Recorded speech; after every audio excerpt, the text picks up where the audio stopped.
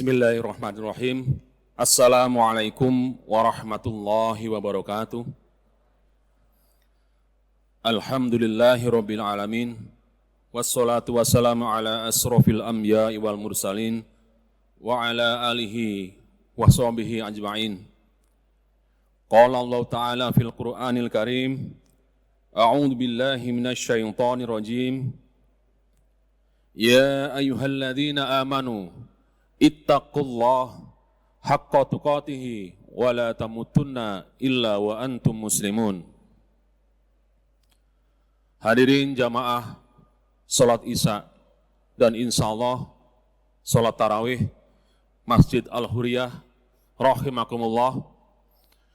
Pertama-tama marilah kita senantiasa panjatkan puji syukur kehadirat Allah SWT atas limpahan rahmat dan hidayahnya, sehingga sampai hari ke-16 ibadah saum dan ibadah-ibadah lainnya di bulan Ramadan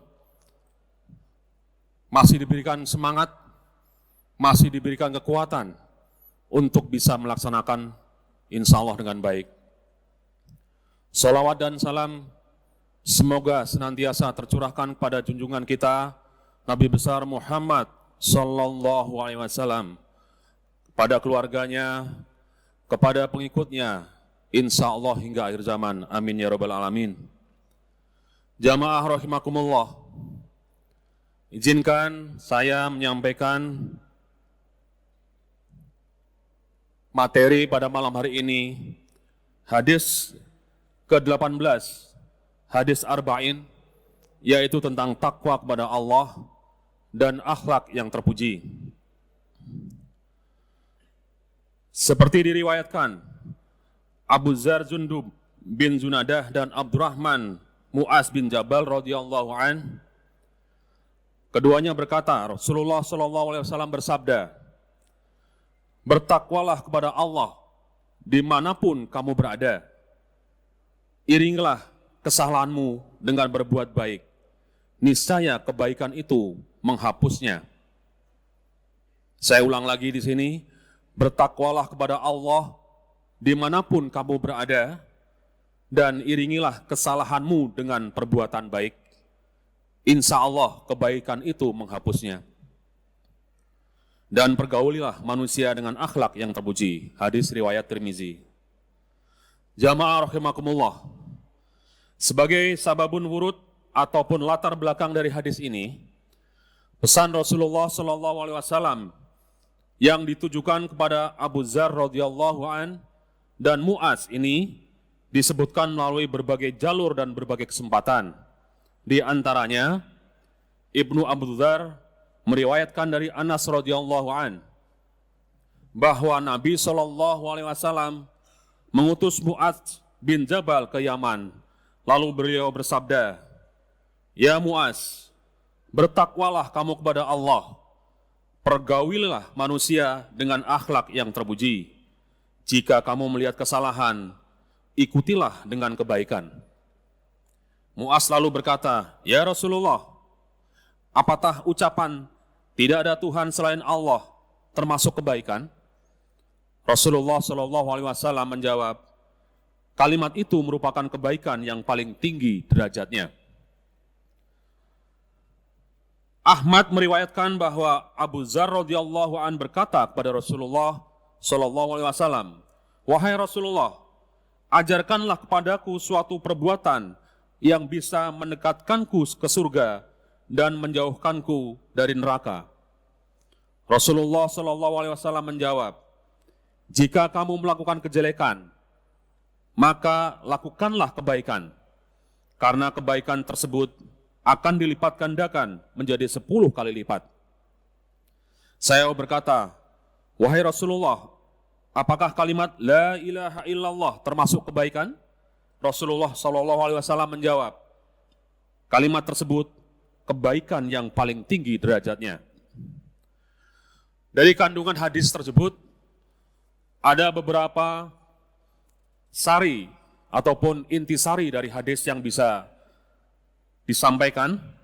Yang pertama adalah Manusia adalah khalifah di muka bumi.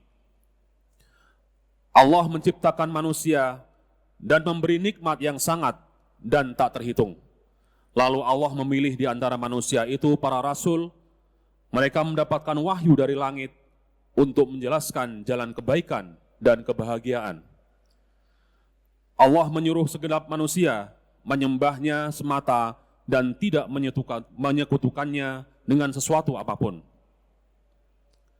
Allah juga memerintahkan agar mereka melaksanakan apa yang diperintahkan, menjauhi semua yang dilarang, bersegera melakukan kebaikan, menahan diri dari semua yang munkar, berusaha mewujudkan kebahagiaan bagi seluruh manusia, bersikap penuh kasih, saling bekerja sama, penuh persaudaraan, berusaha mengulurkan tangan untuk membantu saudaranya yang lain, menghiasi diri dengan akhlak yang terpuji, memiliki jiwa yang baik, dan ucapan yang penuh kearifan dan kelembutan. Dengan semua hal di atas, manusia akan mendapatkan kemenangan, kebahagiaan dunia dan akhirat, dan kekhalifahan mereka di bumi pun terrealisasi. Kekhalifahan itulah yang membuat Adam lebih tinggi di kedudukannya dibanding malaikat. Allah Subhanahu wa taala berfirman, "Dan kami perintahkan kepada malaikat untuk bersujud kepada Adam, maka mereka semua sujud." Surat Al-Baqarah ayat 34. Inilah yang dipesankan oleh Rasulullah SAW kepada kita di dalam hadis di atas. Intisari yang kedua, yakni pesan yang abadi. Betapa indahnya pemberian yang diterima dua sahabat di atas, pemberian yang didengar langsung dari murabinya Muhammad SAW. Pada awalnya pesan ini hanya untuk mereka berdua, kemudian menjadi nasihat dan bimbingan bagi seluruh umat manusia karena berisi kebaikan dan manfaat yang sangat besar di dalamnya, yang bisa mewujudkan kebahagiaan manusia di dunia dan akhirat. Pesan yang agung mencakup seluruh hak Allah Subhanahu wa taala dan hak hambanya. Intisari yang ketiga dari hadis, takwa adalah jalan keselamatan. Taujih yang paling penting bagi kita dalam hadis ini adalah takwa kepada Allah. Takwa merupakan sumber dari semua kebaikan dan mencegah segala keburukan. Barang siapa yang bertakwa kepada Allah, niscaya dia akan mengadakan baginya jalan keluar dan memberinya rezeki dari jalan yang tidak terduga. Surat At-Tolak ayat 2 hingga 3. Dengan takwa, seseorang mukmin akan mendapatkan pertolongan Allah Subhanahu wa taala. Allah berfirman, sesungguhnya Allah beserta orang-orang yang bertakwa dan orang-orang yang berbuat kebaikan. Al-Quran Surat An-Nahl ayat 128.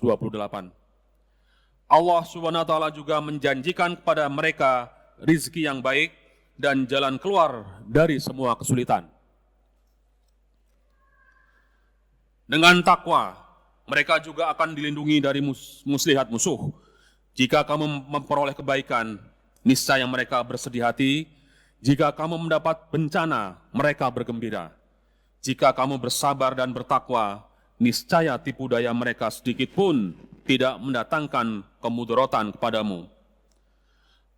Allah Subhanahu wa taala juga akan memberikan rahmat bagi orang-orang yang bertakwa. Di dalam surat Al-A'raf ayat 156, dan rahmatku meliputi segala sesuatu, maka akan aku tetapkan rahmatku untuk orang-orang yang bertakwa.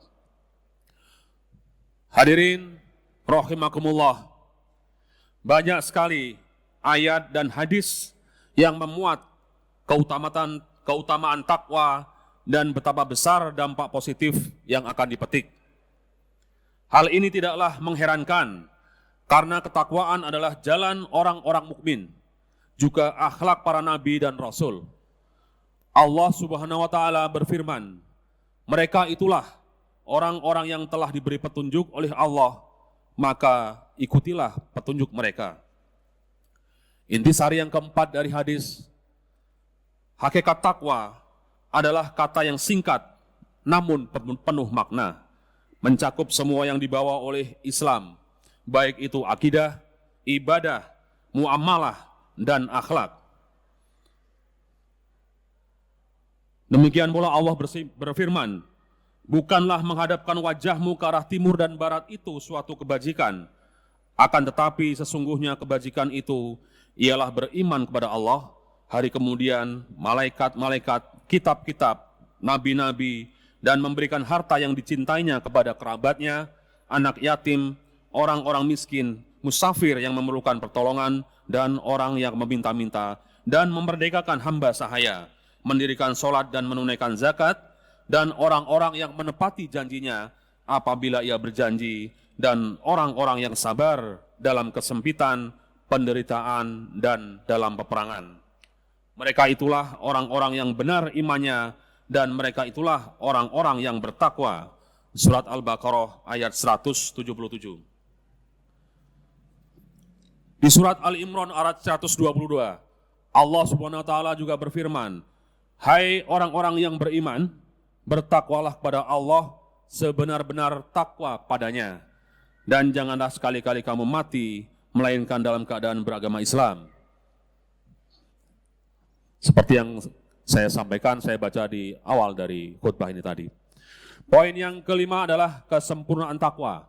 Di antara yang menyempurnakan takwa adalah menjauhi subhat dan sesuatu yang bercampur dengan barang haram.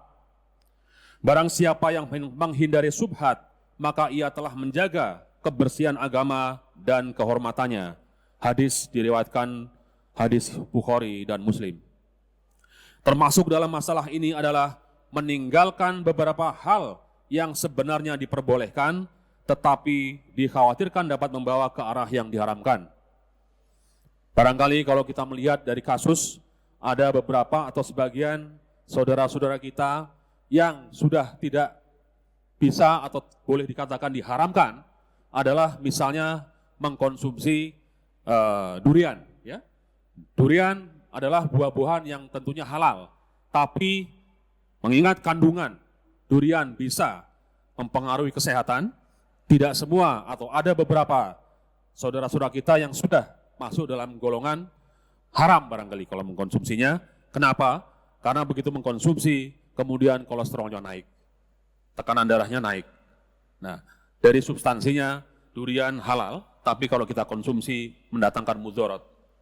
Di sisi lain, kalau dari sisi medis, lagi-lagi, ada beberapa saudara-saudara kita apabila mengkonsumsi makanan apa berupa ikan, lauk pauk yang memproduksi histamin berlebihan, itu tidak semua orang akan mampu menangkal histamin ataupun reaksi atau aksi dari konsumsi atau makan yang dimasukkan ke dalam tubuh.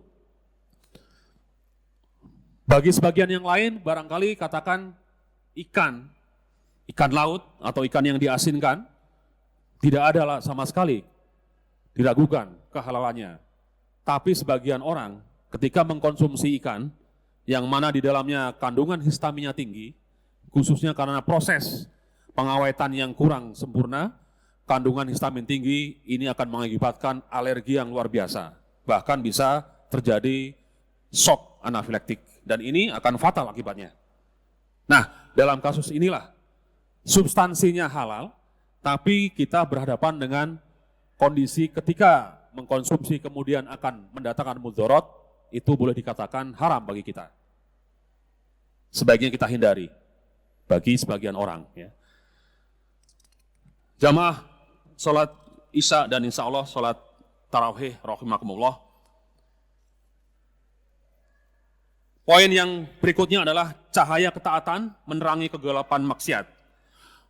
Melakukan amal-amal soleh seperti sholat, puasa, haji, zakat, jihad, zikrullah, dan berbagai kebaikan lainnya dapat menghapus kesalahan yang dilakukan seorang muslim. Sebagaimana banyak disebutkan dalam hadis-hadis sahih. Di antaranya seperti yang sedang kita jalani di dalam bulan Ramadan ini, yang diriwayatkan oleh Bukhari Muslim, man sauma Ramadana imanan wa ihtisaban ghufira lahu ma qaddama min dambik. Barang siapa yang berpuasa yang melakukan puasa Ramadan karena keimanan dan mengharapkan pahala, maka dosanya yang telah lalu akan dihapus. Hadis yang lain, maukah kalian aku tunjukkan sesuatu yang dapat menghapus kesalahan atau dosa dan mengangkat derajat? Para sahabat berkata, ya, wahai Rasulullah. Rasulullah SAW kemudian menjawab, menyempurnakan wudhu, meskipun dalam kondisi susah, memperbanyak langkah ke masjid, dan menanti datangnya sholat. Hadis riwayat Muslim. Pada hadis yang lain yang diriwayatkan oleh Bukhari dan Muslim, barang siapa yang menunaikan haji di Ka'bah dan tidak berkata keji dan kotor, maka dosanya akan terhapus sebagai ketika ia dilahirkan ibunya.